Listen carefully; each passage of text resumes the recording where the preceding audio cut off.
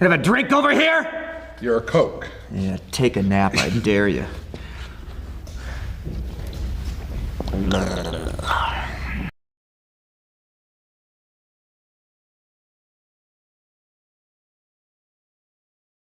If we're talking about Freddy's good side, Freddy's nice. Freddy has lots of gifts for the boys and girls.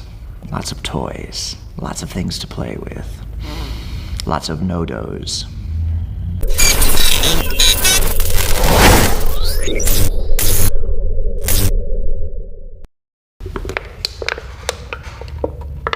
All the time. Yes, I'm nice. I'm nice. My alter ego is nice. My alter ego plays some of the sweetest characters that this country's seen on television. You know that.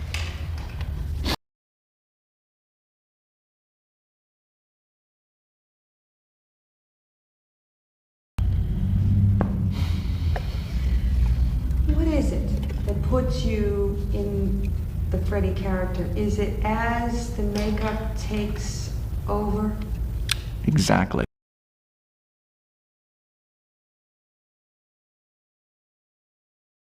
Nail on the head. When I first read for the role, and when I first prepared for the role, I knew I had to live up to the makeup and the framework of the story. But the consolidating of that work became very quick and apparent to me. I would just simply watch the mirror. You know, this takes 3.5 hours, 4 hours sometimes, depending upon if the hand is made up or the shoulders. So I would just sit there and deal with a little bit of the aggravation and pain or the heat and watch the mirror and kid around with my makeup man. And by the time it's done, I'm pretty ornery. You know, I'm pretty itchy and pretty hot. And I just sort of use that. Worked years ago with Jeff Bridges, and I've never seen an actor master the simmer better, keeping that energy close to the surface for 8, 10, 12, 14 hours. And I use the aggravation of the makeup to recall Freddy, keep him there underneath.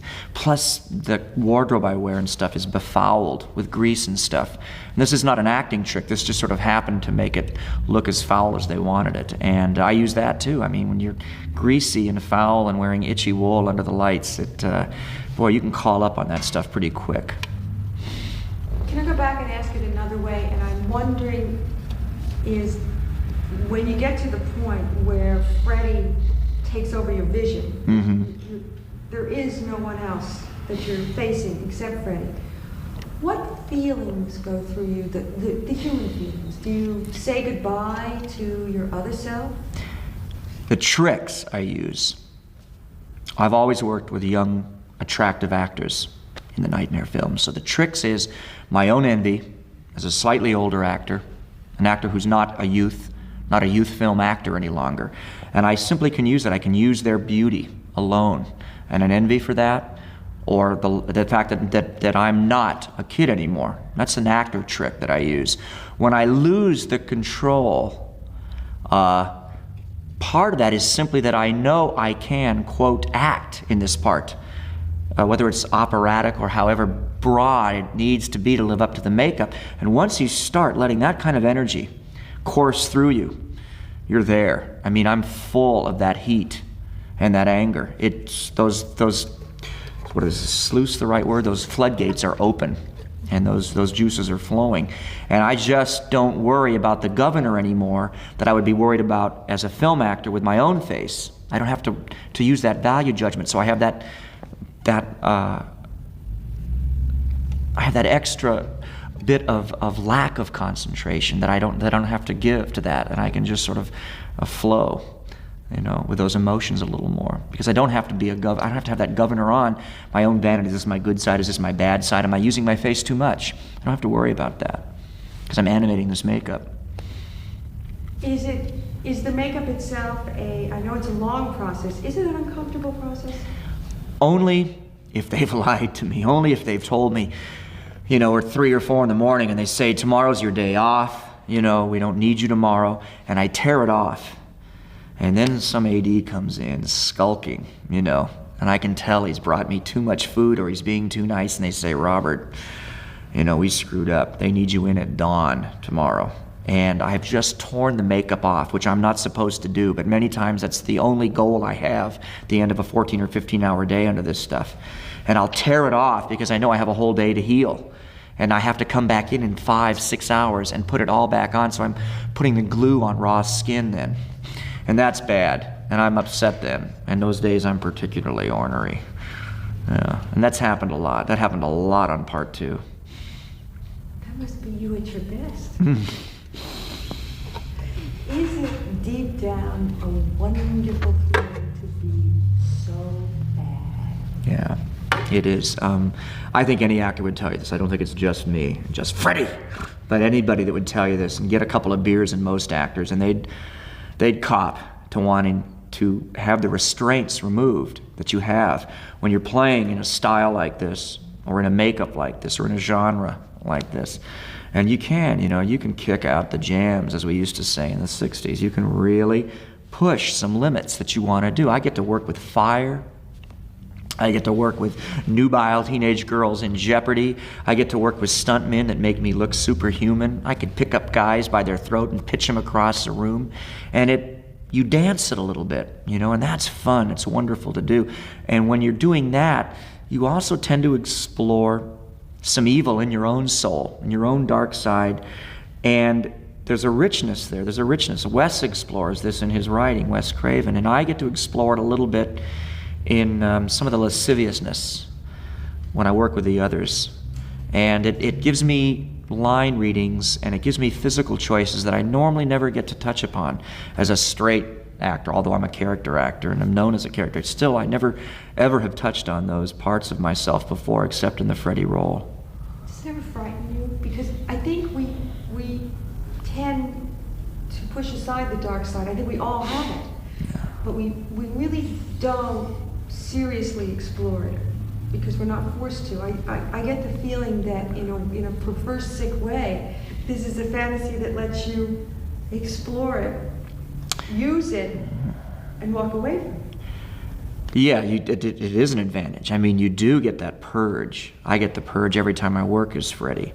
I get the power. It's the only time in my life on a set where I can be angry or yell at someone that's made a mistake. I never do that. I was trained with classical English training, and I serve the writer, and I'm a professional all the way. But as Freddy, I shout a little bit at that effects man, and I shout a little bit as that makeup man, and I give him a little bit of grief that I normally wouldn't, because I'm half in character all the time anyway, and I have to keep it close to the surface. And it's their fault they don't get that A and B smoke in there on time, because they don't know how uncomfortable I am under this crap, or under the lights, or outside on a particularly hot day. So I can exploit that. And I do get the purge. Yeah, it is a release. I get to explore some sides of myself that you normally wouldn't get to act on. You'd normally use them as almost a subtext work as an actor. So that, that is part of the attraction, I think. One of the things I've heard from other actors is that when they're involved in a very intense role, and I have to say that Freddy's intense, that they take the character home. Now, I don't know where you live. Yes. There's not a lot of Freddy walking around in South Malibu. No. I don't take him home. I take him off.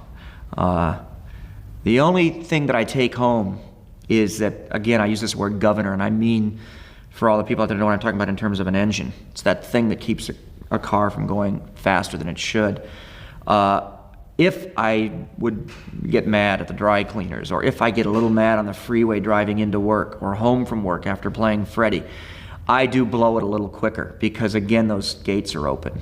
I'm in touch with those emotions much more than I normally would be, and I don't have that check on those emotions as much as I would because I have to get to them quicker. But I don't take him home. No, that's about the only handicap that I retain, from playing Freddy that could ever, rear its ugly head every once in a while. I mean, the voice doesn't happen or anything like that. It's just that potential to that size of anger, that size that I have to, that size that I have to live up to because of the show, because of the style of the show. That does every once in a while. It sneaks out when I'm alone driving to and fro. Yeah, it does. I'm not a real sensitive driver when I'm doing Freddy. I get a little short. It's that guy behind you. That guy behind you in the fast lane. with a rash on his neck. That's why he's so antsy. Double nickels! What scares you? Anything? Oh. I have the very same fear that Hitchcock has. Police scare me. Cops scare me. I don't know why. I don't know whether I bought into the fear that I'm supposed to of their uniforms. I've been told by people that I don't have enough healthy fear. And I'm of that generation of young Southern California males that we were weaned on taking dares. I mean, hopping freights at the age of 14. I've surfed 10-foot, 15-foot waves before I had the, dexterity and equipment to surf in size waves like that. I've driven cars awful fast and awful recklessly. Police scare me. Police scare me. Death doesn't frighten me. The thought of old age, I look forward to in many respects. And the abstraction of nuclear war and things like that is an abstraction to me.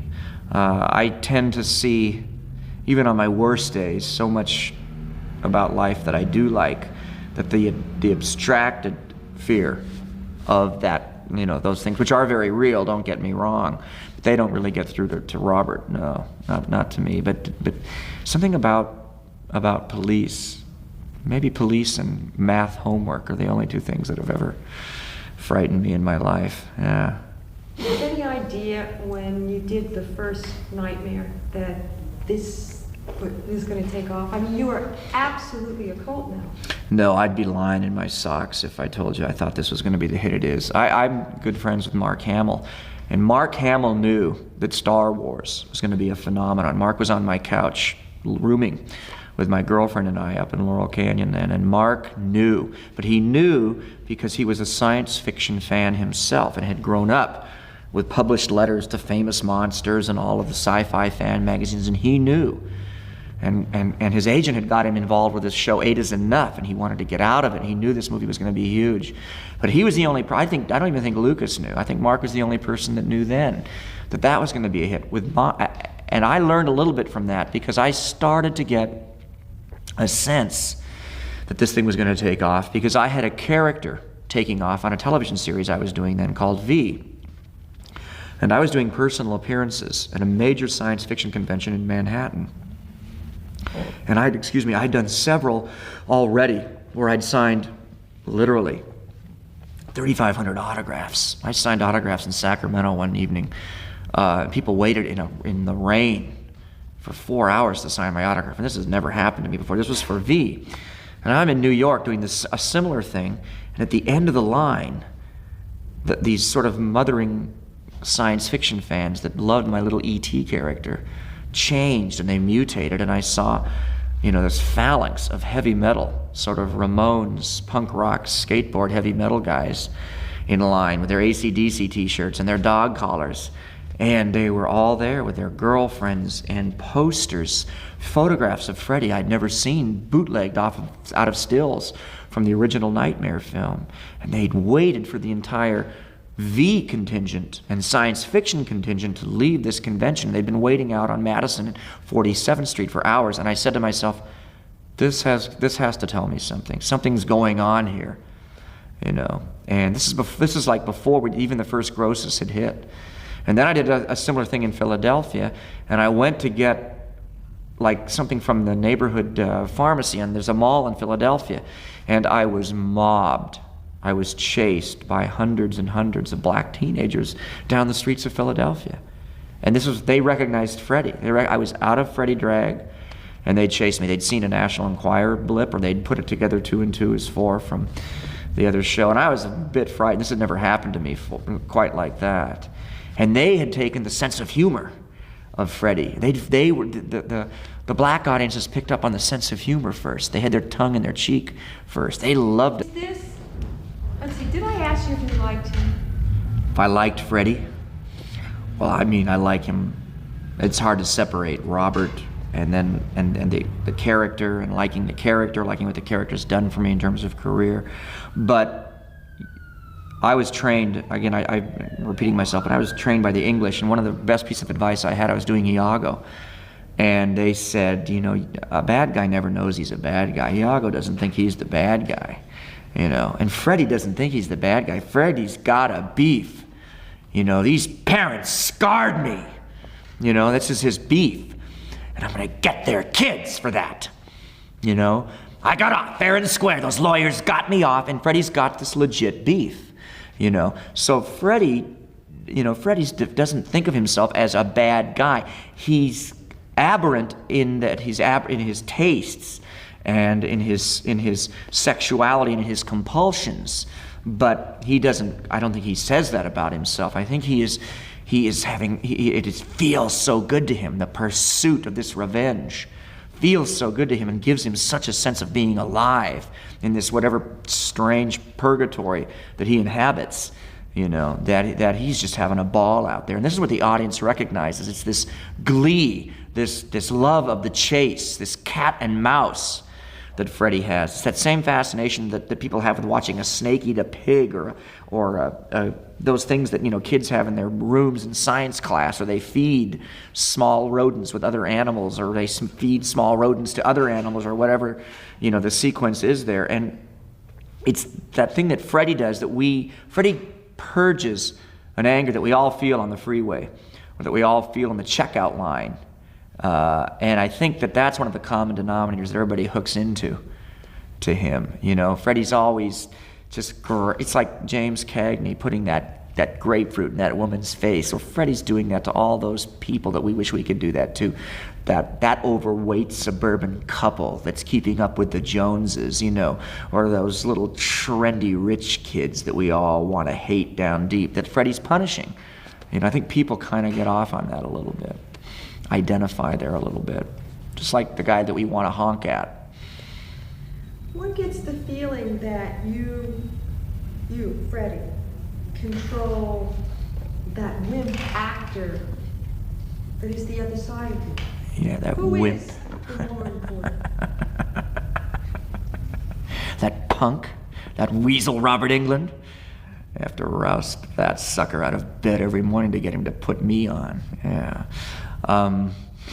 In all fairness, he does take over. Robert's in control about halfway through the makeup, and then something happens, and it's something happens. I'm looking in the mirror and I don't see Robert anymore. It's Freddy looking back, and Freddy's sense of humor takes over, and the voice settles back in the throat, and I have to get all my kidding around going with the girls, with Heather, whoever I'm working with, early on in the makeup session. You know, we have to do our sort of wimpy actor key sheeting conversation so the girls can trust me, so I can go in there and molest them a little bit and really rough them up. So they have to trust what's left of that actor. So, because by the time it's action, about the only technical things that I'm worried about anymore is just simply lights and marks. And they know they can trust the control factor, but yeah, he does. Freddy rules about halfway through the makeup session. I got to see you work for a few minutes today, and I really felt that Robert was totally gone. I mean, I don't know if you put him in a box someplace, but even off camera, you were Freddy. I mean, every movement, everything. There was no Robert. Well, some of it's literally living up to the technology of the makeup or the costume. My breath is different because my breath is hotter because of the makeup and the various appliances that I have. That changes. I don't blink like Robert because my eyes, I have glue into my eyelids. It's not my mouth because I have teeth and prosthetic in my mouth. So all that stuff I have to accommodate, and the accommodation gives me a different posture and a different feeling. And so part of what happens is the accommodation of that stuff becomes habit, and then the habit becomes real, and that's who you see standing around the set spearing hors d'oeuvres, you know, from one of the craft service people. And it's like Robert if somebody walked by with a donut, Robert would grab the donut, but it's not Robert anymore. It's Freddy. Thank you very much. That's spearing that donut as it goes by. And I would never do it anymore like Robert. I can't. I've got this thing on my hand, that weighs a pound, and these blades. I mean, I can't tell you how many times I've gone to pick my nose as Robert and almost cut my nose off, So, I mean, there's no reason being Robert anymore. I leave that wimp back in the dressing room. Don't you just love who you are? Look at all the power that you demand. People are terrified of you. You can get a path made instantly. I'll tell you a story. Last year I was sort of Grand Marshal of the Greenwich Village Day Parade, Manhattan. This is kind of an honor, and it has a lot of tradition involved with it, but it's also pretty freaky in its own right. New York, New York. And I was assigned these drum corps from the High School of Performing Arts. Fame, I'll sing this song forever until I drive you insane. Excuse me, not one of my faves. Get those little fame girls if I can when they take a nap. Anyway, Freddy's there, Grand Marshal of the parade. I wore a trench coat, signature fashion statement of the Flasher in New York, which I thought was appropriate, and I was also freezing my off. The drum beat was a funeral dirge, like a New Orleans funeral dirge. Brum, bum, bum. So we had this pace going, and we had this trench coat. We had the full Freddy makeup. And I saw the Freddy fans cheering me. And I worked with a sun gun, which is a minicam light. And the minicam guy was walking backwards, and that illuminated me in a rather harsh, uncomplimentary, as if Freddy needed a complimentary light. And I walked, winding through all the wonderful streets, narrow cobblestone streets of the West Village. And I started to see women my age, mothers, in their Eddie Bauer vests and their down vests and their Barbra Streisand curly hair, very liberal and content. And they were looking at this dreadful child killer who was the guest of honor at their wonderful little wimpy West Village liberal dunk for apples traditional parade. And I was taking it over, and I was turning it into street theater and performance art. And I looked over, and their gorgeous young punk rock daughter standing next to them looked up to me and went, "Yo, Freddy, I'll die for you." And I thought, vindicated as an artist, as a ghoul, as a monster, as a man, and yet I'm the contemporary of their mothers. They don't know that. But it was terrific. I had girls breaking the line with their Lydia Lunch death rock makeup on, whispering in my latex ear, "Freddy, I'll die for you," with lines from the first movie. And it was a real strange experience for me, but it was completely performance art. I was using all the experiences I had as a stage actor and playing it. I turned off after a while because it was getting out of hand. People were now breaking the police barriers and stuff. So we cut off just before Christopher Street. The entire parade followed Freddy Krueger, left the route of the parade and followed us. We had to run for the limo. Guys were stomped and trampled. Their drums were, the guys in the performing arts were mobbed and trampled. Those guys all had dates for 6 months, they told me later, just for being Freddy's drummers. Who knows? Go know, as they say. Who knows? But it was, that's a story about the power. And yes, I got off on it. Yeah, it was pretty terrific. It was like being a rock star. And the only time I've had that was when I did the play Godspell in New York and had rock and roll music under my performance as Judas. And I could feel that power, which is, I guess, the attraction of that. But yeah, it was pretty remarkable. But I think what I'm hearing is that in all your sickness, sick is relative. You're sexy in a sick way. We'll have lunch. No, it's not, I don't think that he's, I don't know what's sexy. It's all different. I don't know. I think to me the most beautiful woman in the world is Charlotte Rampling, and I have male friends that think she's an anorexic type that's not sexy at all. I can't imagine a more beautiful woman. Sexy is relative. I don't know what that means. I think that a lot of sex comes down to power. And a lot of power has to do with somebody being in control, and that has to do with absolute. And Freddy is absolute. He is absolute evil. And if there is an attraction there, that's the attraction. And he can take care of business. And people are always attracted to somebody that can take care of business.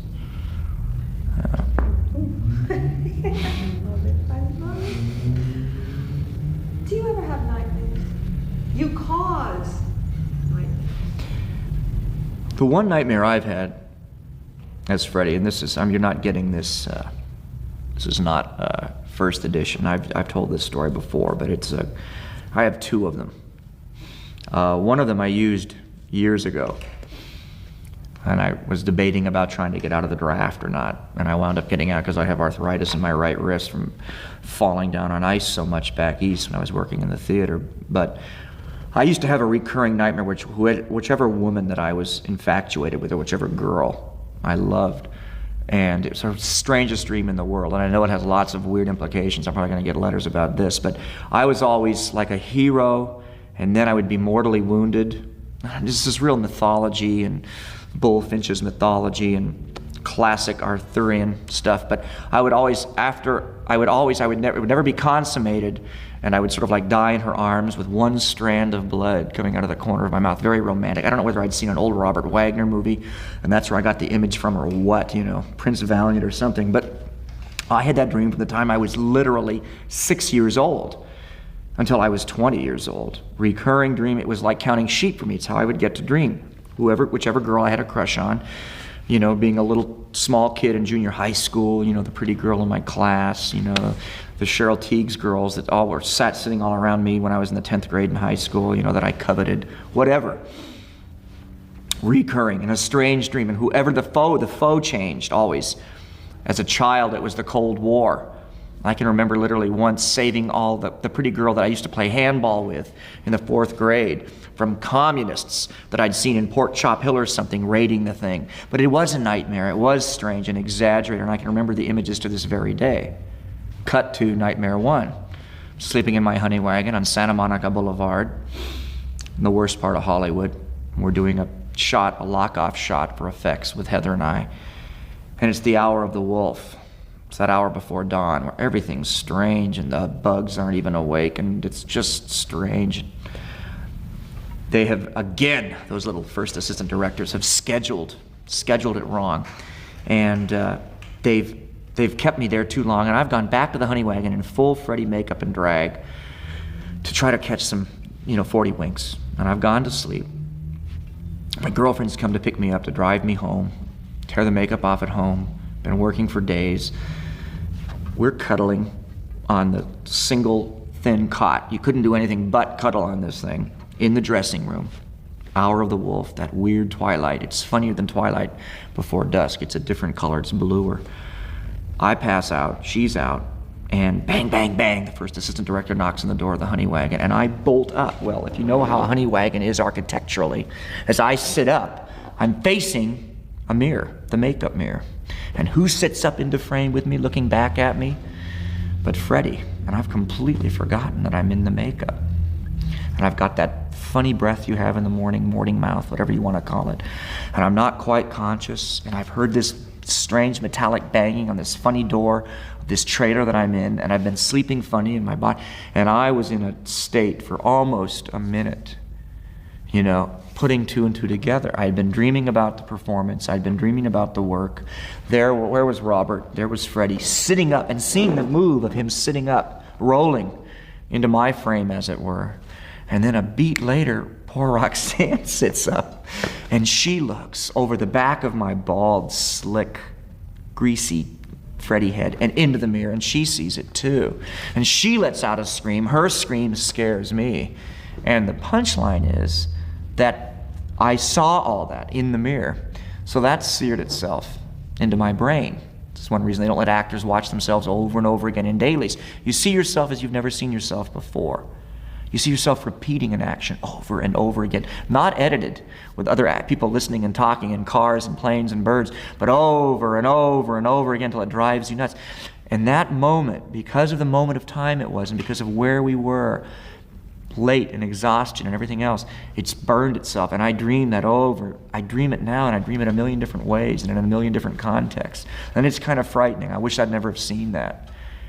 Because there was just a little bit of me left in my body, just a little bit of Robert waking up and moving the way Robert wakes up or stretches when he does. But there was this bald, ugly, wet, dripping thing. And then my girlfriend popping up right next to me and screaming at me.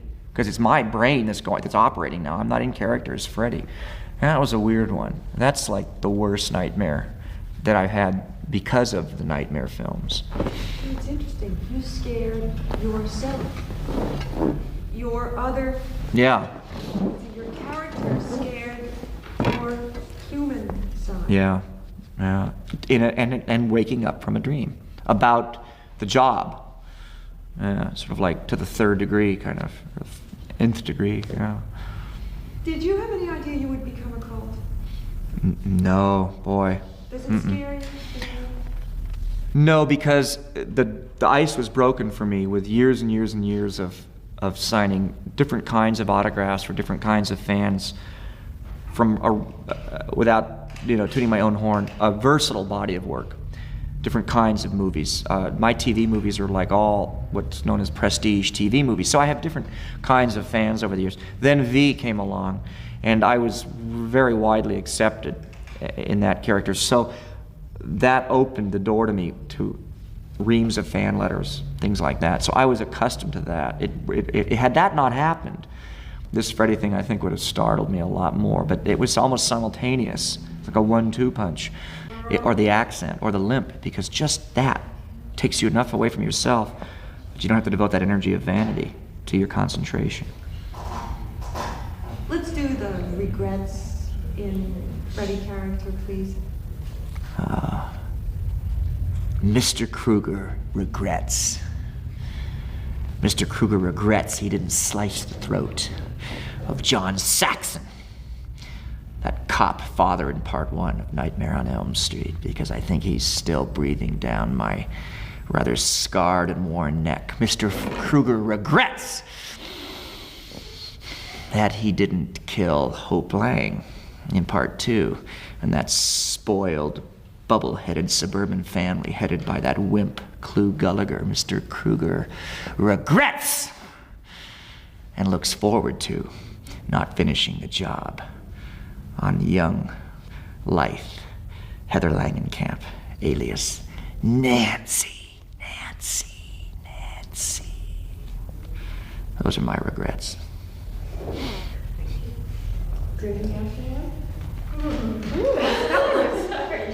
This is a luxury, isn't it, to be able to be Freddy? Oh yeah, actors worry so much because there's so much input now with the media and with autobiographies, and you read interviews with Dustin Hoffman and stuff, and you want to control your career, or you have an acting coach or a guru who tells you to work in one thing or the other. I mean, I was the worst snob in the world. Not only would I have never done horror movies, I would have never done television a couple of years ago. I was I did every clown in Shakespeare before I was 25. Unheard of accomplishment back east. And I was a real snob. I mean, like, my idols were like Maggie Smith and Tom Courtenay and Alan Bates and O'Toole. I outgrew Brando when I was 14 and was already into the English New Wave.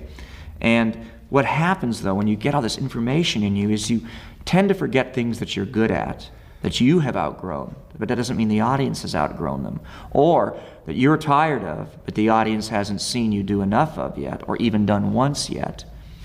Or you forget that some things are just so much fun to do, i.e., putting on the false nose, putting on the hunchback, and what that does to free you up as an actor. And many times you're only at your best when you're that free. So it is a luxury, yeah. Oh, God. I wanted to know why you chose Freddy, and do it in character. Did Freddy choose you? Freddy came into my life at a convenient time. He came into what we call in the business a hiatus. And he fit perfectly into that. And I don't look for any omens there, but it was a real neat fit, and it coincided and dovetailed so perfectly with this little gentle character that this wimp Robert was also portraying at the same time, and illuminated an entire dynamic of A to Z emotionally that actor Robert Englund has, that I believe that Freddy came into my life. I didn't come into his life. I believe that Wes Craven let him out of a cage somewhere, or this spirit out of a cage somewhere, and I walked into the collided with those atoms, and we've sort of fortunately or unfortunately, been intertwined ever since. I just have to ask you one more. Let's have what you think is going to be the punchline of what people will say that Freddy said in the film, you know, when you come out of the TV? Remember? Oh, yes, a little setup. An actress who can't sleep. My favorites is going through cold turkey Folgers crystals in the day room of the therapy center where the little wimp has to go for her therapy. She's watching that smarmy Dick Cavett interview show, and he's interviewing Zsa Zsa about acting. And the TV goes snowy for a second, and she goes up and hits the side of the television. But I've inhabited the inside of the television, and I hit her back, and I pop out of the top of the television set, and rabbit ears protrude from my bald head. And I grab her from behind her head, and I pull her into the television tube, and I say, "Welcome to prime time!"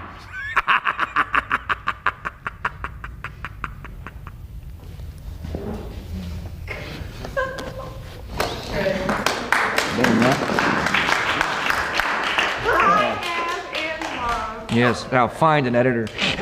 She is the editor. Oh, great. You have to sign our release from